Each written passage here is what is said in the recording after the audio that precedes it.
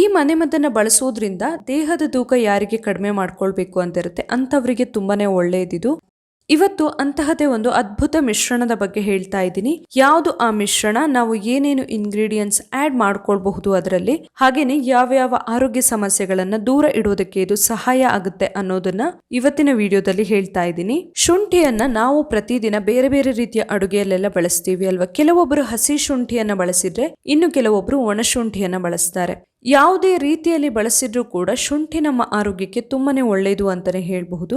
ಇವತ್ತು ನಾನೊಂದು ಸಿಂಪಲ್ ಮನೆಮದ್ದನ್ನ ಹೇಳ್ತಾ ಇದ್ದೀನಿ, ಒಣಶುಂಠಿ ಪುಡಿಯನ್ನ ಬಳಸಿ ಮಾಡುವಂತಹದ್ದು. ಈ ಮನೆಮದ್ದನ್ನ ಬಳಸೋದ್ರಿಂದ ದೇಹದ ತೂಕ ಯಾರಿಗೆ ಕಡಿಮೆ ಮಾಡ್ಕೊಳ್ಬೇಕು ಅಂತ ಇರುತ್ತೆ ಅಂತವರಿಗೆ ತುಂಬಾನೇ ಒಳ್ಳೆಯದಿದು. ದೇಹದಲ್ಲಿರುವಂತಹ ಬೊಜ್ಜನ್ನ ಕರಗಿಸೋದಕ್ಕೆ, ಅನಗತ್ಯ ಕೊಬ್ಬನ್ನ ಕರಗಿಸೋದಕ್ಕೆ ತುಂಬಾನೇ ಸಹಾಯ ಆಗತ್ತಿದು. ಹಾಗೇನೆ ಏನಾದ್ರೂ ಅಜೀರ್ಣ ಸಮಸ್ಯೆ ಇದ್ರೆ, ಹೊಟ್ಟೆ ಕೆಟ್ಟಿದ್ರೆ, ಕೆಲವೊಂದ್ಸರಿ ಫುಡ್ ಎಲ್ಲ ಚೇಂಜಸ್ ಆಗ್ತಾ ಇದ್ದ ಹಾಗೆ ನಮ್ಗೆ ಅಜೀರ್ಣದ ಸಮಸ್ಯೆ ಆಗತ್ತೆ ಅಲ್ವಾ. ಜೀರ್ಣ ಕರೆಕ್ಟ್ ಆಗಿ ಆಗೋದಿಲ್ಲ, ಇದರಿಂದ ಬೇರೆ ಬೇರೆ ರೀತಿಯ ಸಮಸ್ಯೆಗಳೆಲ್ಲ ಶುರು ಆಗುತ್ತೆ. ಆವಾಗ ಕೂಡ ನಾವು ಈ ಮಿಶ್ರಣವನ್ನ ಬಳಸಬಹುದು. ಇನ್ನು ಹಲ್ಲು ನೋವಿನ ಸಮಸ್ಯೆ ಇದ್ದಾಗ ಕೂಡ ಬಳಸಬಹುದು. ಇದರಿಂದ ಬಾಯಿ ಮುಕ್ಕಳಿಸೋದ್ರಿಂದ ಕೂಡ ಹಲ್ಲು ನೋವು ಸಮಸ್ಯೆ ಇದ್ರೆ ದೂರ ಆಗುತ್ತೆ. ಇನ್ನು ಅದರ ಜೊತೆಯಲ್ಲಿ ಕೆಲವೊಬ್ಬರಿಗೆ ಬಾಯಿಯಿಂದ ತುಂಬಾನೇ ದುರ್ವಾಸನೆ ಬರ್ತಾ ಇರುತ್ತೆ. ಏನೇ ಮಾಡಿದ್ರು ಬಾಯಿಯಿಂದ ವಾಸನೆ ಬರ್ತಾ ಇರೋದು ಕಡಿಮೆ ಆಗ್ತಿಲ್ಲ ಅಂತಾದ್ರೆ ಕೂಡ ನಾವು ಈ ತರ ಮಾಡಿ ಒಣಶುಂಠಿಯನ್ನ ಬಳಸ್ಕೊಂಡು ಇದರಿಂದ ಬಾಯಿ ಮುಕ್ಕಳಿಸೋದ್ರಿಂದ ಕೂಡ ಬಾಯಿಯ ದುರ್ವಾಸನೆ ದೂರ ಆಗುತ್ತೆ. ಇನ್ನು ಶುಂಠಿ ತಲೆನೋವು ಇರೋರಿಗಂತೂ ಒಂದು ಬೆಸ್ಟ್ ಮನೆಮದ್ದು ಅಂತಾನೆ ಹೇಳಬಹುದು. ಬೇರೆ ಬೇರೆ ರೀತಿಯಲ್ಲಿ ನಾವು ಬಳಸಬಹುದು, ಬೇರೆ ಬೇರೆ ರೀತಿಯ ಮನೆಮದ್ದುಗಳನ್ನ ಕೂಡ ಮಾಡ್ಕೊಳ್ಬಹುದು.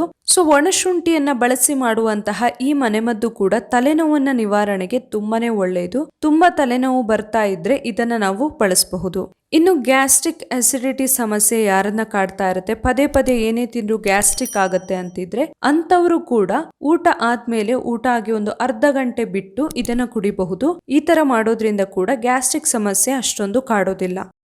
ಇನ್ನು ದೇಹವನ್ನ ಡಿಟಾಕ್ಸ್ ಮಾಡೋದಕ್ಕೂ ಕೂಡ ಒಂದು ಬೆಸ್ಟ್ ಡಿಟಾಕ್ಸ್ ಡ್ರಿಂಕ್ ಇದು.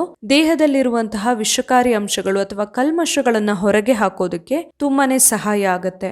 ಇವಾಗ ಇದನ್ನ ಹೇಗೆ ರೆಡಿ ಮಾಡ್ಕೊಳ್ಬಹುದು ಅಂತ ನೋಡೋಣ. ಫಸ್ಟಿಗೆ ನಾನು 1 ಲೋಟ ಆಗುವಷ್ಟು ಬಿಸಿ ನೀರನ್ನ ತಗೊಂಡಿದ್ದೀನಿ. ಇದಕ್ಕೆ ಇವಾಗ 1/4 ಚಮಚ ಆಗುವಷ್ಟು ಒಣಶುಂಠಿ ಪುಡಿಯನ್ನ ಹಾಕೊಳ್ತಾ ಇದ್ದೀನಿ. ಇದನ್ನ ಚೆನ್ನಾಗಿ ಮಿಕ್ಸ್ ಮಾಡಿಕೊಂಡು ಒಂದು 5 ನಿಮಿಷ ಹಾಗೇನೆ ಬಿಡಬೇಕು. ಆಮೇಲೆ ನಾವು ಇದನ್ನ ಕುಡಿಬಹುದು. ಈ ತರ ಮಾಡಿ ಕುಡಿಯೋದ್ರಿಂದ ಈ ಎಲ್ಲ ಆರೋಗ್ಯ ಸಮಸ್ಯೆಗಳನ್ನ ದೂರ ಇಡೋದಕ್ಕೆ ಸಹಾಯ ಆಗುತ್ತೆ. ಪ್ರತಿದಿನ ಕುಡಿಬೇಕಂತ ಕೂಡ ಇಲ್ಲ, ನಾವು ವಾರದಲ್ಲಿ 2-3 ಸಾರಿನಾದ್ರೂ ಕುಡಿಬಹುದು. ಇಲ್ಲ ಆದ್ರೆ ಈ ಆರೋಗ್ಯ ಸಮಸ್ಯೆಗಳು ಯಾವಾಗ ಕಾಡುತ್ತೆ ಆವಾಗ ಕುಡಿದ್ರೆ ಕೂಡ ಸಾಕಾಗುತ್ತೆ.